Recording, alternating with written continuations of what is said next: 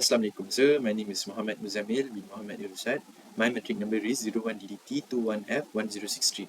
So today I'll be explaining about the question 1, which is interpret the characteristics between single mode fiber optic cable and multi-mode fiber optic cable in terms of the core diameter, light propagation, attenuation and its application.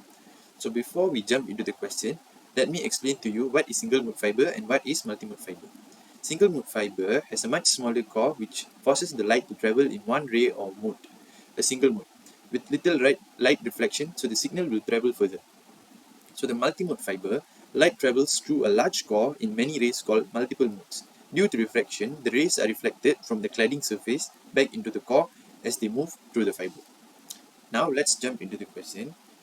As we can see here, there is core diameter for single mode fiber, where it starts from 9 micrometer, which it shows that this is the core, and 125 micrometer is the cladding. There is a picture over here. It shows that the core is 9 micrometer and the cladding is 125 micrometer. Alright, for multi-mode, there is two types. The first one is the core will be slightly bigger, which is 50 micrometer, and the cladding is 125 micrometer. And the third one is 62.5 micrometer, which is the biggest, and the cladding is 125 micrometer. So the type of fiber, for single mode fiber, it is single light mode, and for multi-mode fiber, it supports multiple simultaneous light modes. Okay, so for light propagation for single mode is from 1310 nanometer to 1550 nanometer. For multi-mode, it starts from 850 nanometer to 1300 nanometer. Okay, now we see attenuation and application. Okay, for single mode, it is used for telecommunication, in particular long haul high data rate system. For multi-mode, it is used in short distance data and audio or video applications in LANs, also RF broadband signals. Alright, so that's all for my part for question 1, and the other parts will be continued by my groupmates. Thank you, sir. Assalamualaikum dan salam sejahtera. Nama saya Muhammad DZULSHAHRIL bin DZULKHAIRI. Nama pendaftaran saya 01DDT21F1023. Pertama kali saya nak cakap terima kasih kepada Muza atas pembentangannya sebentar tadi. So saya akan sambung untuk soalan ini. So kat sini soalan dia minta kita calculate refraction angle at air core interface, the critical angle at the core cladding interface, the numerical aperture and the acceptance angle for the multi-mode fiber optic cable. So so yang first one is refraction angle at a core interface. So di kat sini ada formula dia. So first kita masukkan yang number-number yang ada yang dekat soalan tu. So first kita 1.00 sin 28 bagi 1.48 sama dengan sin delta tu. So dah calculate, bawa dekat bawah. So dapat 0.426 sama dengan bagi 1.48, and then bila dah dapat, kita sinkan dia dengan 0.288. Lagi sekali kita dapat data tu sama dengan 18.6. So inilah refraction angle. So next calculation is critical angle at the core cladding interface. So ini adalah formula dia. Masukkan the refraction of core and the cladding 1.25 bagi 1.48. So dah bagi dua-dua ni dapat 0.845. So kita sinkan dia, dapatlah data C sama dengan 57.7. Okay, calculation yang seterusnya. So untuk seterus calculation untuk numerical aperture, so ini adalah formula dia. So masukkan yang core and cladding 1.48 cos 2 tolak 1.25 cos 2. Bila dah kuasakan dia, maksud kita tolakkan dia. Lagi sekali dapat 0.7924. Guna calculator pun dah dapat. So yang seterus untuk calculation yang paling akhir, calculate acceptance angle. So ini adalah formula dia. And then bila dah dapatkan, dah letakkan formula dia, kita sinkan dia dengan sin -1, and then kita tekan calculator, dapatlah jawapan akhir 52.41. Itu saja. Kemudian saya akan pass kepada Raj. Thank you.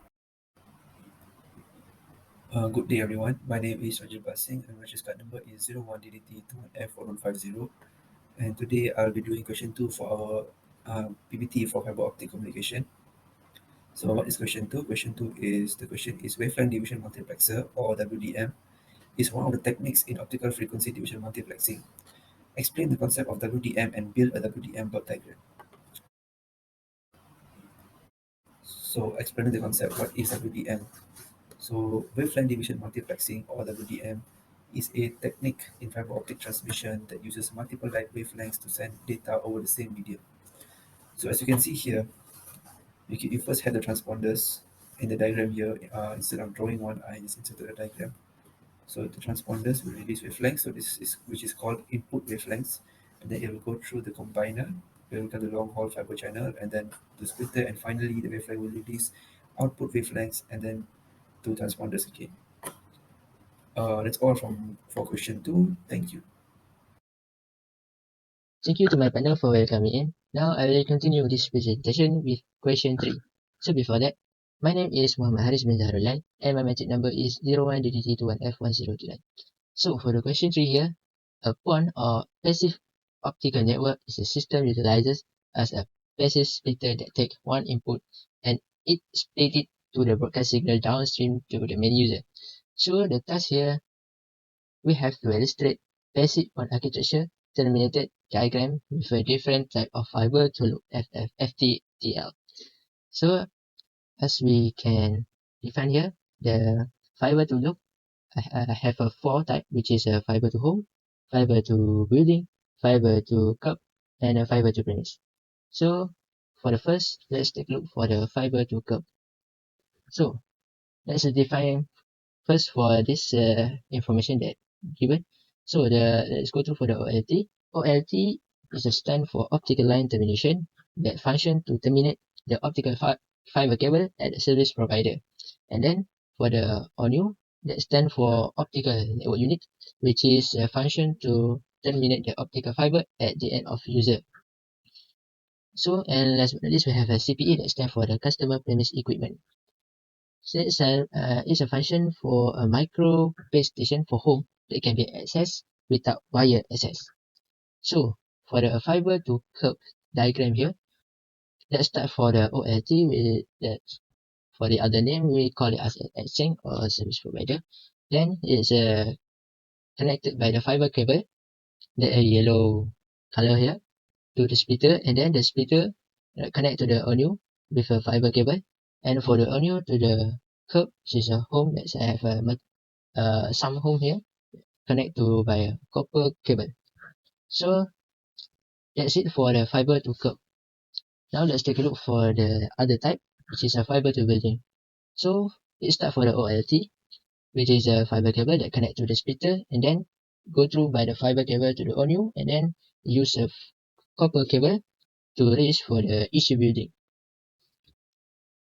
Now for the fiber to home, we have a OLT, which is an optical line termination. For the other name, we call it as exchange. Then we go through by the fiber cable to the splitter and then we use the same cable, which is a fiber to the ONU that have coverage with a CPE or home. So whereas by this we have fiber to premise, which is from the OLT. As I said previously, we can call it as a local exchange to the splitter, and the splitter that connected the fiber cable to the premise with a CPE. So I think that's all for this type. And then for the last one, we have all of the combination that we have here, which is a 4 type of the FTTL. So this is the whole of a diagram PON architecture. So I think that's all for our group. Thank you.